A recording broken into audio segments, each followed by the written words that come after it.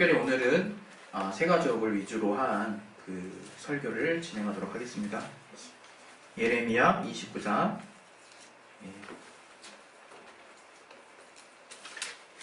11절부터 13절. 우리 찾으셨으면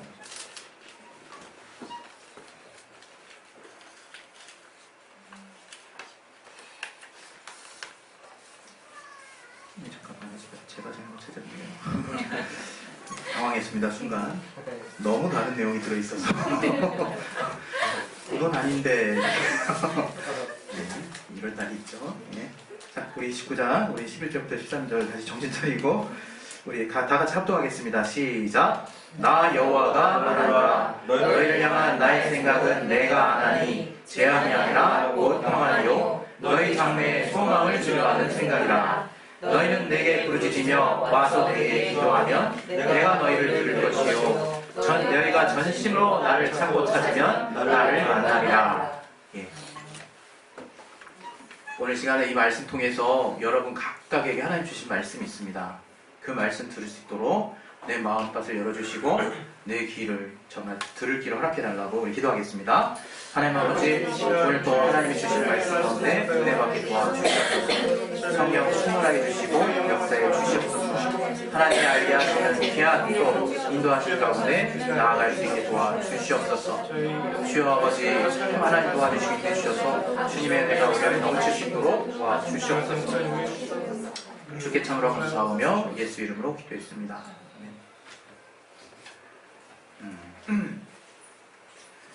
우리가 참 이 계절에 너무 민감한 것 같아요.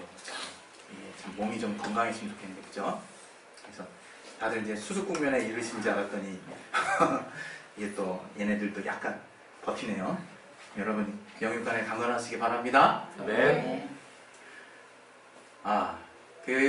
우리가 사실 하나님을 안다 하지만 저부터 시작해가지고 참 누구 앞에서 전 목사입니다 이렇게 말하기가 때로는 굉장히 부끄러울 때가 있어요. 비단 행위뿐만이 아니라 도리어 행위는요 이제 많이 목사인 척해요. 그래서 이제 누가 봐도 목사인 걸 아는 사람도 이제 덜어 생겼어요. 전 그러고 싶지 않았는데 근데 마음이 하나님께 갈수록 죄송하더라고요. 그 마음이 하나님을 생각하면 할수록 이게 내가 정말 하나님께 기름 부음을 받아서 정말 하나님의 양을 내가 치실 자격이 있는 건가 이런 생각이 들 때 아무리 그 한 주를 여러분이 보시기에 이번 한 주를 목사님이 굉장히 쿨하시네, 되게 건강하시네, 영육하네 뭐 이렇게 판단하는 모습이 있을지라도 그 평가가 올바르지 않을 수 있다 이거예요.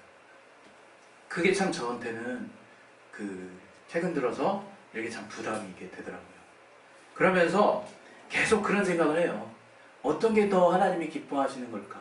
어떠한 삶이, 어떠한 교회가 또 우리가 어떠한 모습으로 주님 앞에 나아갈 때 하나님이 정말 기뻐하실까? 그런 생각을 하다 보면요. 그때 기뻐지는 거예요. 그때. 다른 어떤 것도 요구하시지는 않는 하나님이 딱 떠오르더라고요. 그 순간에 하나님의 복음이 떠오르더라고요. 우리 안에.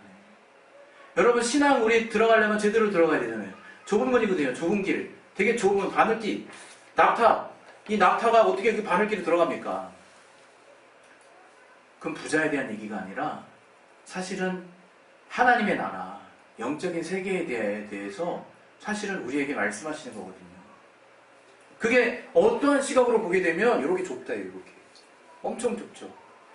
여러분 되게 안타까운 일이 벌어지고 있습니다. 제가 바늘기에 실을 못 껴요, 요즘에.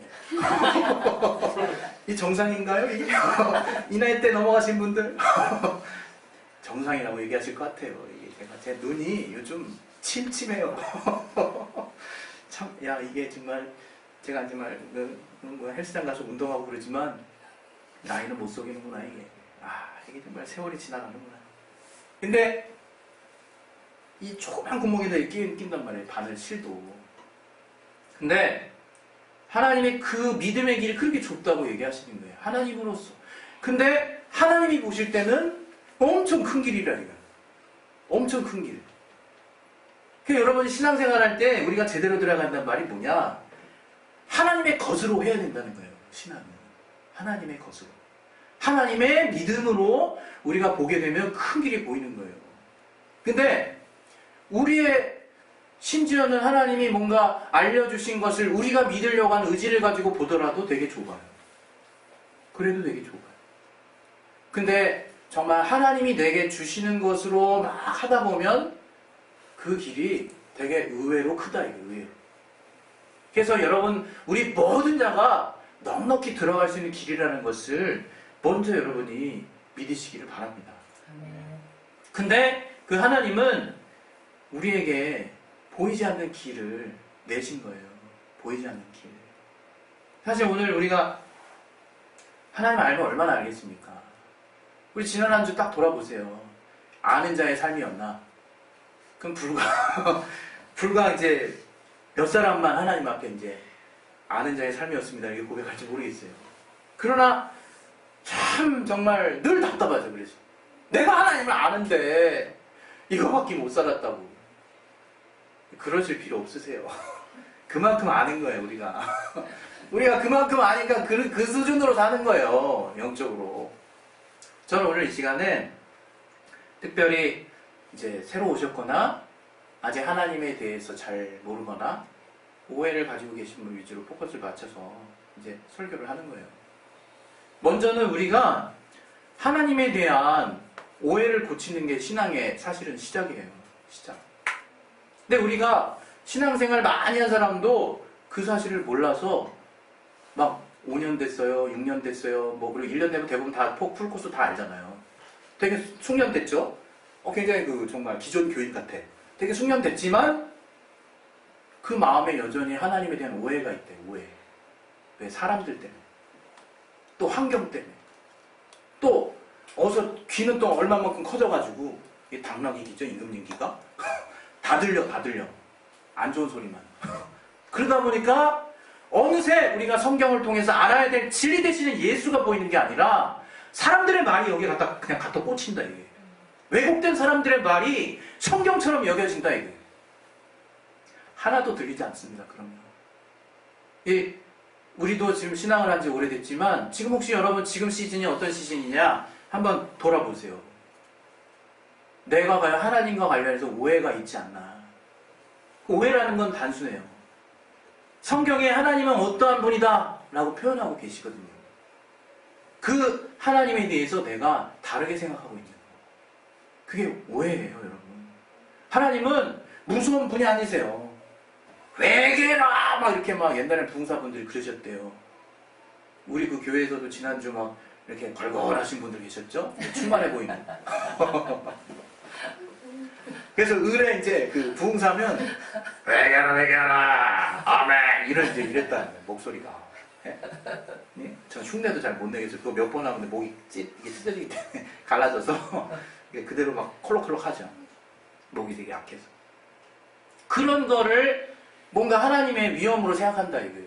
하나님의 임재로 생각하고 하나님의 권위로 생각하는, 하나님의 살아계심이라고 이해하려고 한다, 이거예요. 그게 아니에요. 정말 우리가 만난 하나님은 정말로 하나님 앞에 죄송할 정도로 내가 믿음을 쓸 때에만 그분은 커지세요.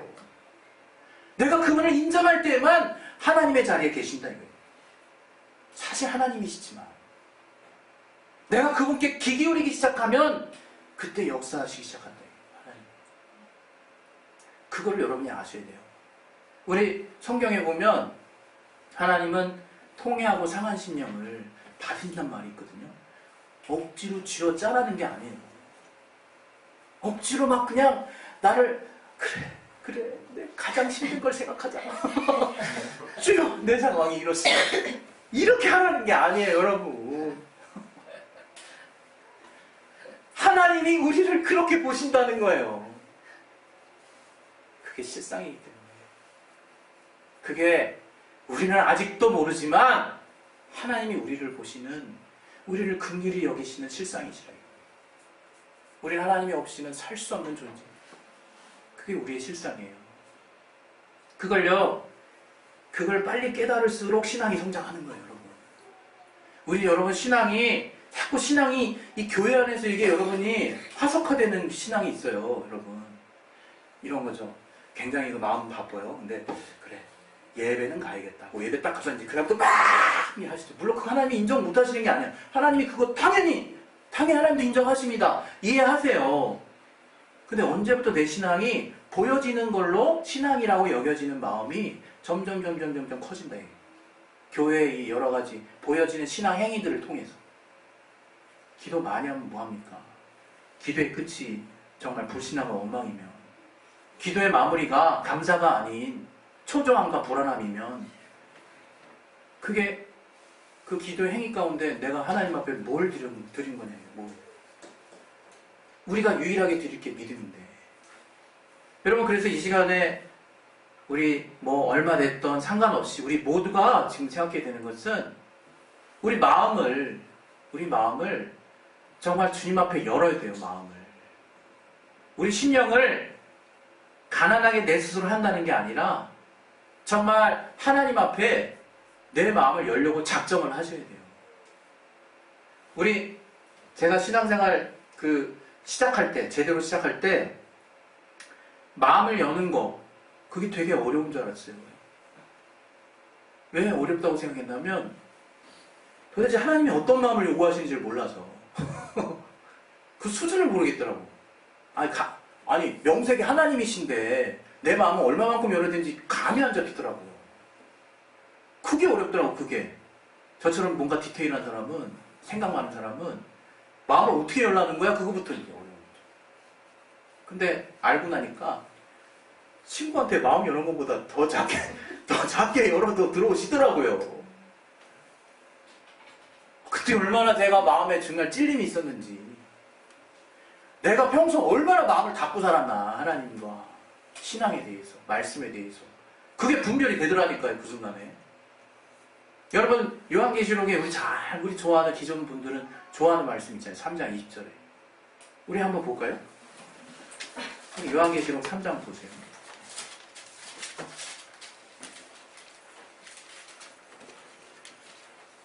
20절 한번 읽어보겠습니다. 우리 시작.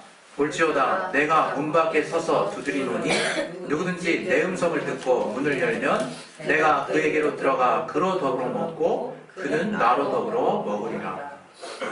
이 말씀의 핵심 무엇이냐? 주님이 두드리고 계신다는 거예요. 들어오시려고 하신다는 거, 우리 가운데. 근데 들어오세요 말은 들어오세요야. 그리고 모습도 그래, 태도도 그래. 다른 사람과 같이 기도도 해. 매 순간 우리는 주님을 받아들인다고 생각하죠. 그러나 여기서 제일 중요한 건 마음이라니까, 마음. 하나님은요, 제가 이렇게 머리 스포츠로 깎아가지고 이렇게 뭔가 단정하게 한다고 더 으쓱하게 생각하시지 않으세요. 로마서 2장 11절에 하나님 사람을 외모로 취하지 아니하신다 그랬어요. 절대로. 이 기준을 여러분이 그냥 그것조차도 우리 인간 기준으로 받아들이잖아요. 외모로 그냥 그래, 이런 좀 지나친 건 하나님이 그럼 이런 부분은 그래 고려는 하시겠지만 고려는 안 하실 거야. 이게 아니라 외모를 취하시지 않는다는 얘기라니까요. 외모를 취하지 않으세요. 거지가 와서 하나님 앞에 할렐루야 해도 받으세요. 아무리 행색이 초라하고 어떤 자가 정말 우리가 보기엔 누구나 보더라도 기도도 안 하고 조는 것 같아도 그 마음에 믿음 쓰고 있으면 하나님 의롭게 여기신다니까요. 입술로 고백까지 하면 영광 받으신다니까요. 구원에 이르른다니까요. 그게 하나님의 법이에요. 우리가 오늘 저와 여러분 모두가 이따 또 기도할 수 있는 기회가 있을지 모르겠어요. 저는 그 하나만 생각했으면 좋겠어요. 진실로. 제 초반에 이 교회 구리에 세워졌을 때 중학생 우리 지방전도행에서 우리 친구들이 많이 전도를 해줬어요. 20여 명이 왔어요. 근데 관계성의 부재와 이 환경 때문에 이게 지속이 안 되더라고요. 영혼들이 이게 못 오는 거예요. 여러분, 이게 딱 왔을 때 이게 집이지 교회입니까? 이게? 이게 좀 명확하게 얘기하면 이게 집이잖아요. 이게 반지야. 집. 따라해 보십시오, 여러분. 집. 집이에요. 인정하기 싫어도. 여기에 교회를 세웠다. 내가 세운 게 아니라 하나님의 부르심을 주셔서 그 소명을 가지고 될까 안 될까 재보고 세운 게 아니라 세웠다. 가능성을 가지고 세운 게 아니라 돈의 여부를 가지고 세운 게 아니라 세우라 하시는 감동이 있어서 세웠다.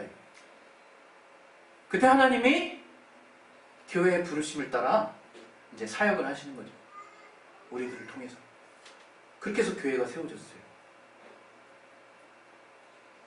정말 보이는 것에 여러분 연연하시면 신앙 처음 됐든 나중 됐든 100% 실패합니다. 여러분 직분이 여러분의 보여지는 수준을 말하는 게 절대 아니에요. 제가 온 지 얼마 안 되고 그냥 굉장히 순수한 친구인데 은사 거의 다 열리는 사람 봤어요. 그 친구는 그냥 눈으로 보더라고요. 내가 막 불안할 정도로. 눈으로 봐. 자기 상황, 옆에 있는 상황. 그래서 내가 근처에 가기 좀 찜찜해. 또 괜히 보일까봐. 물론 지금 이제 진리로 자유하지만 그땐 잘 모르니까. 그런 친구들도 봤어요. 다 열어주시더라고요. 하나님 앞에 연륜이 중요한 게 아니라 어떻게 믿고 있느냐에 따라서 어떻게 받아들이고 있느냐에 따라서 그냥 역사하시고 보여주시고 나타내시고 자신을 공개하시는 거예요. 우린 그렇게 신앙을 한 발짝 한 발짝 가야 되는 거야. 때로는 우리가 앞서간 자들의 믿음을 따라서 양육을 받고 교육을 받을 필요가 있어요. 그러나 그렇게 되면요 머리만 커지는 거예요. 그렇게 말씀하신 것들, 그렇게 얘기한 것들이 정말 체험이 될 수 있도록 이게 정말 그런가? 이렇게 여러분이 물음표를 던지시고 직접 순종을 해보셔야 되는 거예요. 내 의지를 가지고, 나의 주도적인 의지를 가지고. 저는 오늘 여기 있는 모든 분들이 굉장히 주도적인 의지를 가지고 하나님을 만나러 정말 오셨다고 생각해요. 하나님은 만나고자 하는 자에게 만나주십니다. 그리고 하나님은 그 마음을 여는 만큼 열어주세요. 그게 어떻게 보면 굉장히 냉철한 말이거든요. 근데 신앙생활 하는 내내 그 법칙은 유효해요. 여러분이 아무리 힘들어도 정말 이런 힘든 상황 하나님 아시겠지? 아십니다. 도와주시려고 하세요. 손을 여기까지 대고 계세요. 그러나 나의 믿음을 항상 보고 싶어 하세요. 그게 철칙이에요. 철칙. 그래서 우리가 오늘 여기 안에 있는 분들 중에 하나님 부인한 사람 아무도 없어요. 그러나 우리가 오늘 이 순간에 하나님을 더 뜨겁게 만나길 원한다. 여러분 지금 매 순간에 하나님을 뜨겁게 만나지 않으면 우리는 삶의 방향을 놓치는 거예요. 그날 하루 여러분이 왜 힘드는지를 곰곰이 따져보세요. 삶의 방향이 없을 때 힘든 거예요. 그냥 밑도 끝도 없다는 느낌 들 때, 막연할 때 그때 힘든 거예요. 그러나 우리가 주 안에서 하나님이 한 발, 반발 또는 10발 앞서가셔서 우리의 삶에 인도해 가실 때는 담력이 생겨요. 담력. 오늘 우리 다 하는 말이지만 우리가 왜 이런 어두운 가운데서 계속 허우적대고 있는가에 대해서도 잠시 또 얘기를 하고 싶어요. 우리 하나님의 길을 붙잡지 않았으라고 얘기했는데 더 근본적으로 우리의 신분을 우리는 알고 항상 여러분이 하루하루 신앙생활 하셨으면 좋겠어요. 우리의 신분이 뭐냐? 음복 가운데 사는 자들이에요. 음복 가운데 사는 자들. 그러면 우리가 예수 이전의 삶에 사는 사람들의 신분이 뭐였냐? 그 말씀에 잘 나와 있죠. 히브리서 2장 15절 한번 보겠습니다. 이 말씀을 우리 교회 또 모 친구도 되게 좋아하는 것 같더라고요. 우리 청년 담당하는. 우리 히브리서 2장 15절 우리 다 같이 한번 읽어보겠습니다. 예, 시작. 또 죽기를 무서워함으로 일생에 대어 종로를 타는 모든 자들을 도와주려 하심이니. 성경이 우리의 삶을 정의할 때 이렇게 정의했다는 거예요. 이렇게. 어떤 삶이냐? 사실은 죽기를 무서워하는 삶이다. 그리고 종로를 타는 삶이다. 악에게. 이 부분을 가지고 우리 에베소서 2장에 또 이렇게 표현하고 있어요. 우리 에베소서 2장 2절 더 보겠습니다. 에베소서 2장 2절. 에베소서 2장 2절 3절 같이 한번 읽어볼게요. 에베소서 2장 2절 3절. 예, 시작. 그때 너희가 그 가운데서 행하여 이 세상 풍속을 좇고 공중의 권세 잡은 자를 따랐으니 곧 지금 불순종의 아들들 가운데서 역사하는 영이라.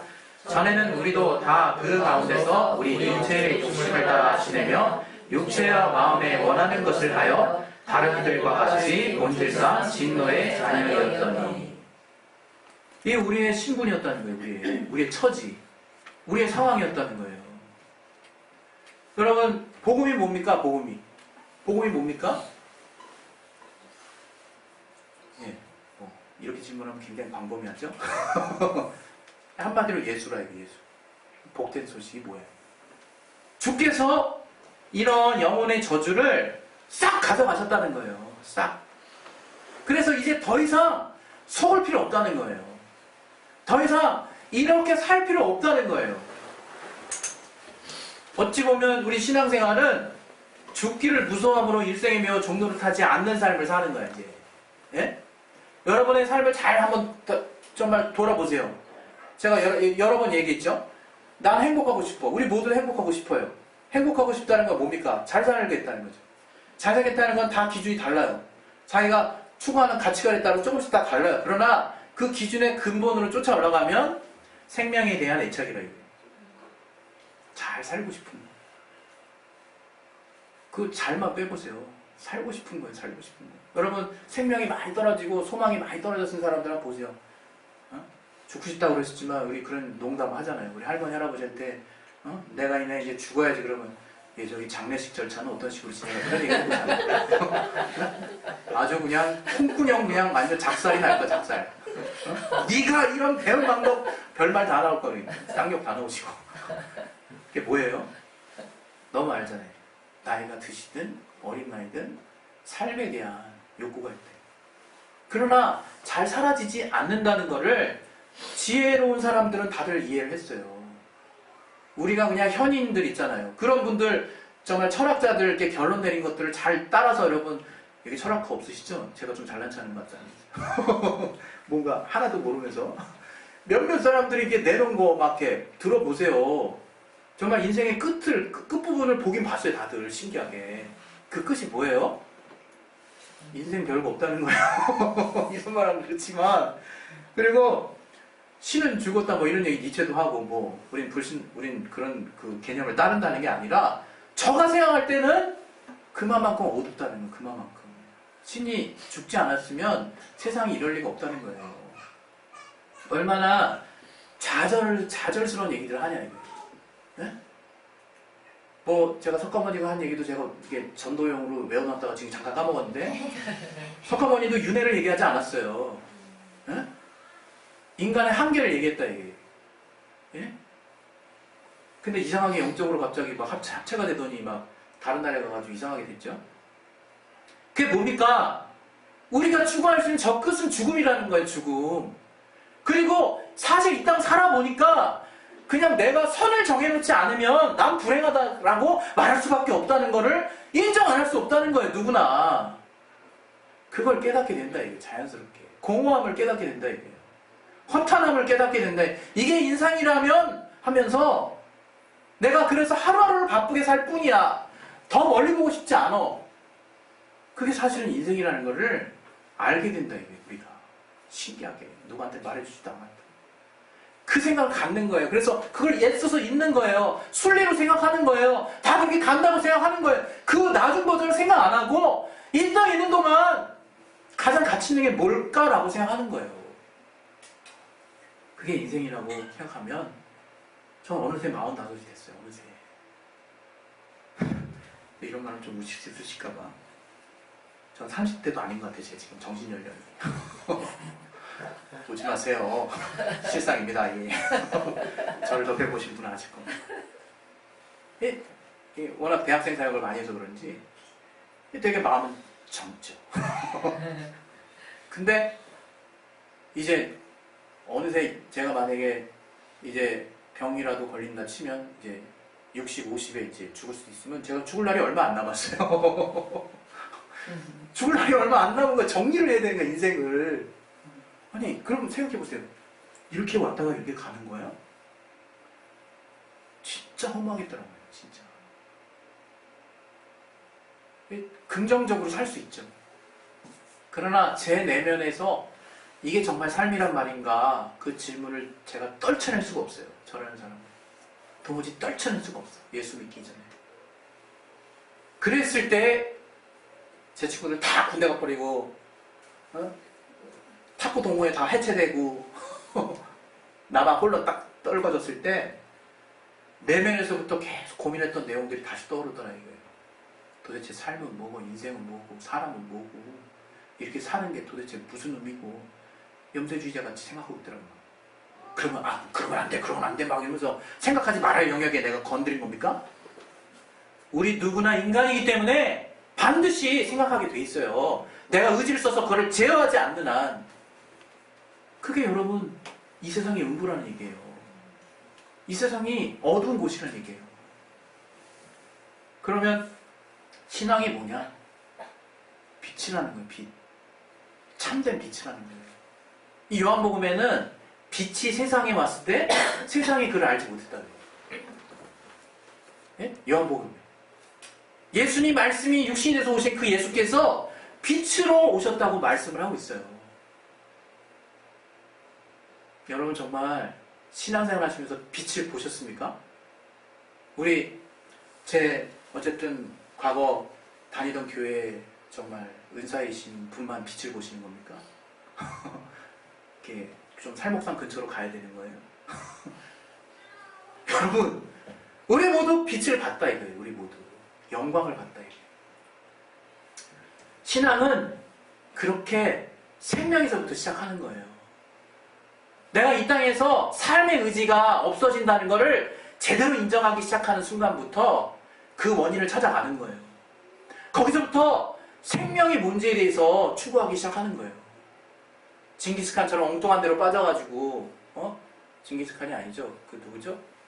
영생 불로장생약 구했던 사람? 진시황처럼. 그렇게 해서 우린 구하는 게 아니라 정말 진리를 찾았다. 이 진리를. 여러분 이제 여러분만큼은 영생하면 더 이상 사람들 많아서 영생하면 안 될 텐데 이런 말 하시면 안 돼요. 일생하셔도 안 되고 기독교의 최종 버전이 영생인데 진짜 영원히 주님의 나라에 사는 게 우리의 가장 뚜렷하고 분명한 목표예요. 여러분 그렇게 되는 거예요. 그런데 이 땅에서 그러면 그렇게 되기까지 뭐 어떤 삶을 사느냐? 생명이 뭔지를 알아가는 삶을 사는 거예요. 이게 생명이구나. 이게 사람다운 삶이구나. 이게 제대로 된 방향이구나. 야, 이게 기쁨이구나. 이게 평안이네. 이런 걸 깨닫는 거래, 이게. 거짓말처럼 살지 마세요, 여러분. 제가요, 옛날에 제 나이 때는 88년차 탔습니다. 자, 88년차 타신 분, 88년차 타신 분. 인정들을 안 하시네요. 몇 분 더 되는 것 같은데. 전 88년차를 탔거든요. 실제로 거기서 떨어져 죽은 사람도 있어요. 물론 안전성에는 그 당시에도 문제가 없었겠지만 청룡열차도 탔었죠. 굉장히 철상자같이 그 성냥개비 같은 그런 철통들이 막 연결돼가지고 굉장히 덜컹덜컹거리죠. 굉장히. 그게 더 무서워. 그게 내려가는 게 무서운 게 아니라 덜컹거려서 분리될까봐 그게 무서워. 그런 차에 살았어요. 그게 놀이기구라고 생각하고 저희는 지냈어요.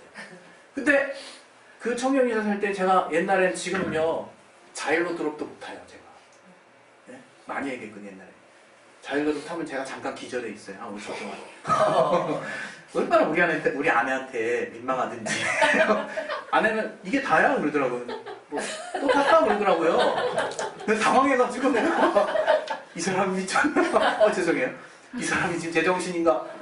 저는 그때 숨이요 딱 내릴 때 이렇게 진짜 저 진짜 그렇게 됐어요 진짜. 근데 이게 자일로 드롭 말고 더 작은 게 있더라고요. 무슨 드롭 해가지고 칠레에 왔다 갔다 그 3번인가 4번 하는 게 있어요. 저는 자일로 차라리 50m 그게 나은 것 같아요. 50m인가? 그게 더 나아요. 왜냐하면 그 10m짜리는 4번이나 왔다 갔다 4번이나. 와, 전 높이가 중요한 게 아니라 그 숨 멈추는 그 기분이 너무 싫은 거예요. 그게 죽는 것 같아서. 제가 이렇게 겁쟁이에요. 근데 한때는 왕년에는 그게 그렇게 재밌었더라고요. 바이킹도 재밌고. 그래서 바이킹도 제일 무서운 데가 어디죠? 제일 무서운 데가? 예, 사실 끝자리죠. 예, 끝자리는 그게 90도 넘어갑니다. 그 인천 월미도 바이킹이 제일 무섭다 그랬죠. 그건 실제로 이제 약간 생명을 담보로 타야 된다는 얘기도 있어요. 어쨌든 그 바이킹을 딱 타면 뭔가 안에서부터 쑥 올라오는 기분이 있잖아요. 쑥 올라오는. 그게 그렇게 기분이 좋아가지고 그래서 이러면 막 탔거든요. 제가 다람쥐 통할 때도 막 사람을 정신없게 하지만 뭔가 이렇게 거기다 싹 내맡기면 뭔가 내 몸에 뭔가 이렇게 시너지가 확 나는 그 느낌, 그게 좋아서 내가 막 탔다 이래요. 놀이기구 잠깐이잖아요. 아주 잠깐 즐기고 끝난다. 그거 타려고 우리가 50분 얼마나 잠실 막힙니까? 막 그냥 1시간 20분 막 걸려서 거기 도착한 다음에 또 줄을 얼마나 씁니까? 40분 동안 줄 서가지고 그 몇 분 타고 아 좋다 이러고 있어요 우리가. 그게 우리의 실상이라니까. 그거 기대하면서 그런 잠깐의 만족을 기대하고 잠깐의 나를 뭔가 이렇게 흥하게 해줄 수 있는, 기쁘게 해줄 그런 것들을 막 찾아서 나 헤매인다 이거예요. 우리 청소년들이 담배 피고 마약하고 하는 것들, 폰도 하고 이러는 것들, 그런 원인이 있잖아요. 소망이 없고 정말 나를 기쁘게 해주는 걸 의지하잖아요. 그러나 어떤 것도 지속되지가 않더라고요. 어떤 것도. 심지어는 내가 고상한 목표라고 잡았던 내 인생의 중요한 어떤 전환기 되는 목표들도. 제가 학사장교, 그거 사실 목표로 운동 열심히 했습니다. 제가 지금 저기 그 알바래. 헬스한 지 지금 한 달 반쯤 됐거든요. 근데 그 옛날에 했던 그 효과가 있는 것 같아요, 진짜. 옛날에 운동을 한 게 저는 근육이 그게 다 풀어진 줄 알았거든요. 무슨 다 없어진 줄 알았는데 그게 다 있더라고요. 그 도움 받아가지고 지금 빠른 시간 안에 회복되는 중인데 지금은 딱 거울을 보면 ET예요, 딱. 네, 배는 늘어졌거든. 이런 얘기 그만할게요. 방향을 지금 제대로 가야 되는데 왜 자꾸 이렇게 가면 안 되는데 이거. 자, 그 여기서 중요한 거는 이 땅에 영원히 우리를 행복하게 해줄 수 있는 건 없다는 거예요. 거기서부터 정말 우리 안에 삶에 대한, 생명에 대한, 정말 신앙에 대한 이유가 생기는 거예요.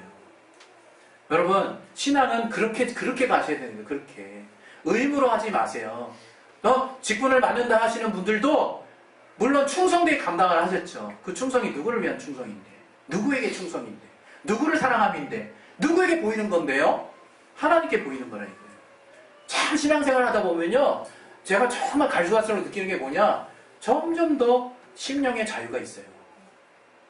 정말 말씀이 나를 이끌어 가시는 그 평안함이 얼마나 귀한 것인가를 느껴요. 전 여러분 모두가 그런 삶을 살길 바라는 거예요. 여러분, 그래서 저는 하나님을 매 순간 체험하기를 정말 권면드리는데, 특별히 오늘 시간에 정말 그 하나님을 아직 정말 제대로 알지 못하시든가 마음을 아직 고치지 않은 분들은 그 생각을 했으면 좋겠어요. 하나님을 이제 받아들일 때라고. 하나님을 내 심령에 받아들일 때예요. 주인으로. 오늘 좀 설교가 길어지네요. 조금만 이해를 해주세요. 그래서 내가 예수를 이제 받아들인다는 거, 이제 주님의 뜻대로 산다는 게 거창함을 의미한다는 게 아니라는 거. 그냥 주님 내 안에 들어와 주시옵소서. 저는 그게 굉장히 초반에 굉장히 겁먹었었어요. 제가 무슨 빙의한다는 얘기도 그 당시에 많이 좀 들었었고, 뭔가 접신한다는 얘기도 많이 들어가지고, 하나님 모시자는 거예요. 성령을 모시자는 거예요. 그 말이 어떻게 겁이 덜컥 나더라고요. 신이 들어온다니까, 내 안에. 얼마나 겁나, 그게. 다른 분도 아니고 하나님이 들어오신다는데, 내 안에. 내 상태 다 보일 거 아니야. 막 그런 생각 했다니까, 제가 기도할 때. 나 굉장히 더러운데, 내 안에 들어오시면 안 되는, 막 이런 생각 했어요, 제가, 실제로. 근데, 이게 성경대로 이렇게 알아보니까, 그게 아니더라고요. 이 하나님을 내가 영접한다는 거는, 우리의 의지로 예수를 성령의 외적 감동으로 시인할 수 있어요. 그래서 믿는 자가 될 수 있어요. 그 자체로 구원이 완성된 거예요. 그러나 중요한 거는 오늘 주님이 오시는 게 아니잖아. 오시면 다행이게. 주님이 오늘 안 오십니다. 이 얘기는 뭐냐? 우리가 하나님에 의해서 신앙생활을 하려면 성령께서 내주하셔야 된다. 내한테. 그래서 성령께서 우리 안에 내주하시는 이유는 여러 가지로 설명할 수 있지만 우리 편에서 굉장히 이기적으로 표현한다면 하나님이 우리의 믿음을 인쳐주시는 거예요. 하나님이 우리가 하나님의 자녀된 것을 보증하신다. 이 고린도후서 4장 4절 한번 봅시다. 고린도후서 4장 4절. 고린도후서 4장 4절에 보면 이런 말씀이 있어요.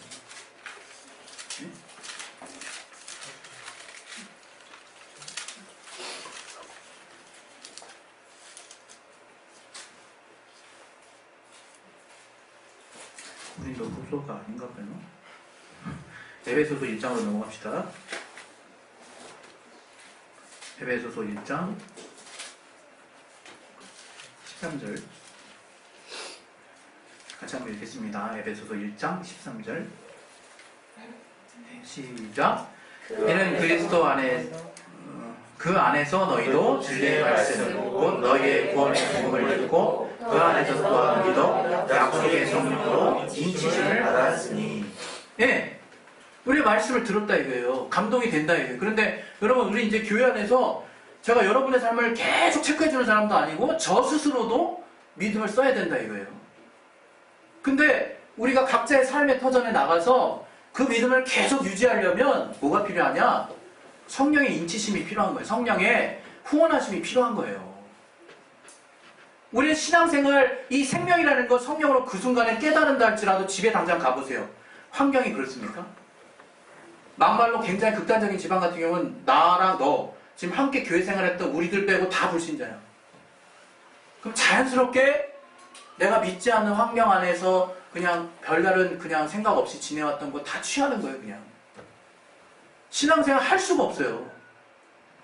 근데 우리가 성령을 받게 되면 또 그분 앞에 우리가 순종하고자 하는 의지를 계속 우리가 쓰게 되면 어떻게 되느냐? 성령의 후원하심을 얻는다. 도우심을 얻는다. 넉넉하죠. 항상 주님이 생각나죠. 찔림도 더 강력해져요. 찔림도 강력해져. 왜? 성령이 깨닫게 하시니까. 진리를 깨닫게 하시니까. 떠오르게 하시니까. 말씀이 뭔지 예전에는 그냥 에이 이러다가 떠오르거든. 그리고 깨닫게 하시고 찔리게 하시고 견책하시고 권면하시고 그렇게 삶 가운데서 함께 하시니까 내 신앙생활이 정말 보존된다 이거예요. 저는 지금 시간이 지금 많이 경과관계로 이제 예배 그 순서를 좀 짧게 마치고 좀 이렇게 잠깐 쉬었다가 이걸 쉬는 시간을 좀 잡아야 될지 모르겠는데 좀 기도하는 시간을 좀 가지고 싶어요. 그러니까 우리가 이제 성령 받는 부분에 대해서 이제 좀 얘기를 하려고 그러는데 오늘부터 좀 기도를 했으면 좋겠어요. 뭐 오늘 여기 지금 계신 분들 중에 이제 제가 알고 있기로는 이제 지금 한 분이 지금 아직 성령을 아직 못 모신 것 같은데요. 예, 그 성령 모시는 거에 내가 굉장히 그 부담을 많이 느꼈거든요 옛날에. 근데 신기하게 말씀을 읽다가도 성령이 오시더라고요. 그리고 내가 순종하는 순간 성령이 역사하시더라고요. 사도행전 5장 32절에 이런 말씀이 있어요. 하나님이 자기를 순종하는 사람들에게 주신 성령도 이러하니라. 이렇게 뭐냐? 성령께서는 이미 우리가 하나님 자녀가 됐기 때문에 우리가 거룩하다는 거 알고 계시거든요. 그래서 들어오시려고 하세요. 사실상 거하시려고 하세요. 왜? 우리가 성전이 됐으니까. 예수 보혈로 깨끗해졌기 때문에. 우리 행위가 아니라 우리가 며칠 전에 했던 게 아니라 내가 좀 전에 일어났던 나의 행동들이 아니라 내가 예수를 주로 시인하는 주님의 100% 공로로 말미암아 내가 완전한 자녀가 이미 돼버렸기 때문에 내가 거룩한 처소가 된 거예요 이미. 그래서 자격이 100% 갖춰졌다 이게. 근데 문제는 뭐냐? 이제 내가 마음을 열 때라 이게. 특별히 이 마음과 관련해서 한마디만 더 하고 우리 이제 기도하고 예배를 좀 짧게 마치고 이어서 좀 기도하는 시간 가지려고 그러는데요. 이 마음이 하나님을 만나고자 해야 된다. 우리도 마찬가지. 하나님을 만나고자 해야 돼요. 매 순간 하나님 정말 이제 나를 만나 주시옵소서. 나에게 역사해 주시옵소서. 이 기도가 사실은 우리에게 제일 필요한 기도예요. 어떻게 보면 우리가 제일 정말 무시하는 기도일지 모르겠는데 하나님이 당연히 나와 함께한다고 생각하고 하나님이 구체적으로 우리의 삶 가운데서 역사하심을 놓고 기도하는 부분들에 대해서 우리가 많이 무시한다. 그러나 정작 중요한 거는 정말 하나님이 내게 지금 이 순간에 역사해달라고 하는, 하나님이 지금 이 순간에 역사해달라고 하는 그 간절함을 가지고 기도할 필요가 있다. 또 한 가지 얘기하면 우리 성령 받았을 때 그 증거를 우리 모든 사람들이 때로는 알 때가 있어요. 우리 그 장로교인들 같은 경우는 방언을 평생 한 번도 안 한 사람도 있어요. 근데 성령 받은 사람이 있어요. 아이러니하죠? 그게 성경이 어디냐 이제 그렇게 물어보시면 이제 제가 아주 전문적으로 상담해 드리겠습니다. 그러나 대체적으로 성령을 받았던 사람들이 표적과 함께 했다. 하나님이 함께 하시는 성령의 내주하심의 구체적인 표적, 우리 사도행전 2장 4절에 먼저 나와 있죠. 이 말씀만 찾아보고 우리 기도하겠습니다. 사도행전 2장 4절 한번 볼게요. 사도행전 2장 4절.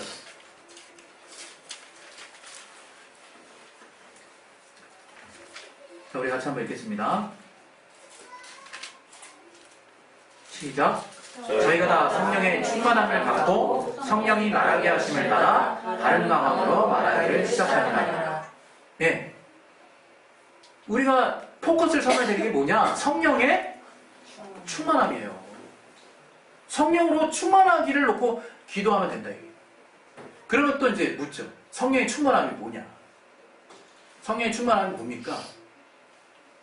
성령께 순종하고 싶은 마음. 하나님의 말씀에 순종하고 싶은 마음이 내가 없었거든. 그게 들어와 있더라, 이거 그게. 그게 충만함이에요. 그 다음에 여기 뭐라고 했습니까? 다른 방언, 충만함을 따라 말하게 하심의 그 충만함이 내 안에 들어왔어! 그 다음에 해야 될 게 뭐예요, 우리가? 내가 입을 벌려서 방언을 말하면 되는 거예요. 이게 성경적인 원리예요. 그리고 우리 이제 사도행전에 보면 또 우리 10장에도 나와 있죠. 10장에 우리 사도행전 10장에 44절부터 46절까지 보겠습니다.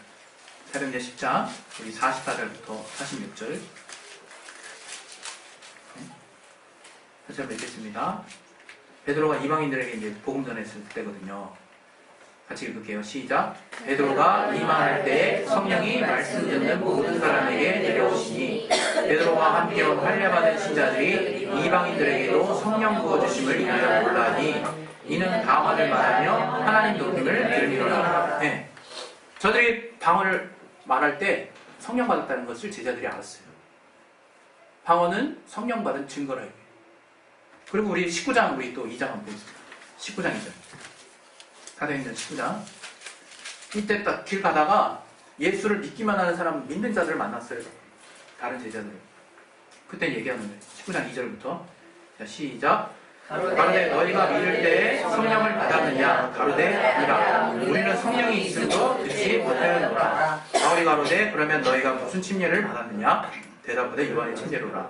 바울이 가로되 요한이 회개 침례를 베풀며 백성에게 말하되 내 뒤에 오시는 이를 믿으라 하였으니 이는 예수라 하거늘 저희가 듣고 주 예수 이름으로 침례를 받으니 바울이 그들에게 안수함에 성령이 그들에게 임하심으로 방언도 하고 예언도 하니.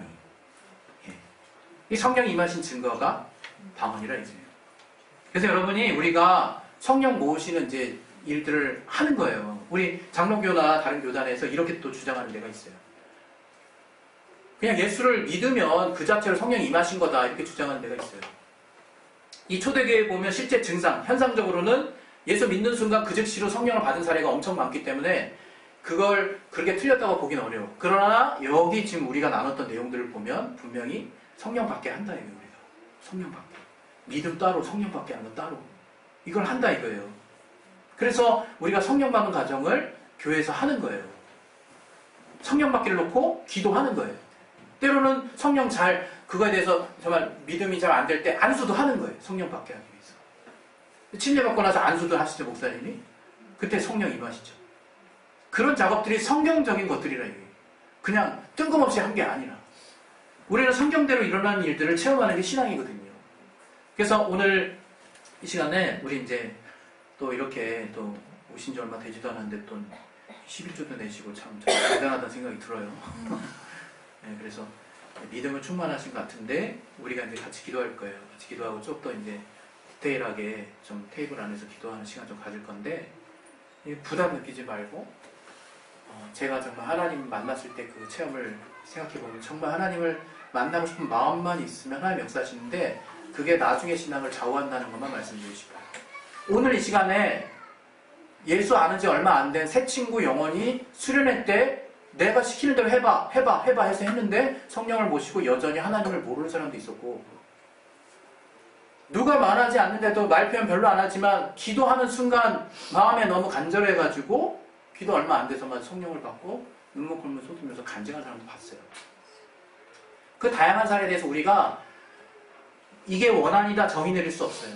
제가 말씀드리고자 하는 건 성령이 임하시는 게 어려운 일이 아니라는 거예요. 성령이 임하시는 게 어려운 게 아니야. 방언 말하는 게 어려운 게 아니야. 다만 내 마음이 어려워요.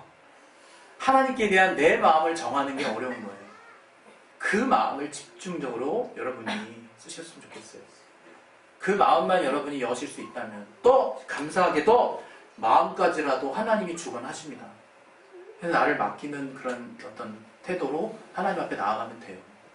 우리 보통 이런 거 기도할 때 딱 진짜 한마디로 더 할게요. 사도행전 2장 38절 말씀 잘 많이 인용해요. 왜? 회개하라. 회개. 그 회개가 어떤 의미냐? 저도 진짜 막 회개하다가 회개 안 돼가지고 예수 내고자 하다가 예수 내고주 해가지고 성령을 모셨거든요. 그 예수 내고자 할 때 내가 하나님이 살아계시다는 걸 인정하지 않았던 정말 노골적인 모습들 하나님이 저한테 스크린으로 보여주셨어요. 그게 돌이켜지더라고요. 그게 회개예요. 잘못했어요 하는 게 회개가 아니라 그건 좁은 의미에서 회개죠. 하나님께 돌이키는 거니까. 근데 회개는 무엇이냐? 하나님을 모르는 거, 하나님을 모르고 살았던 게 회개라 이거예요. 그걸 깨닫게 해주십니다. 성령으로.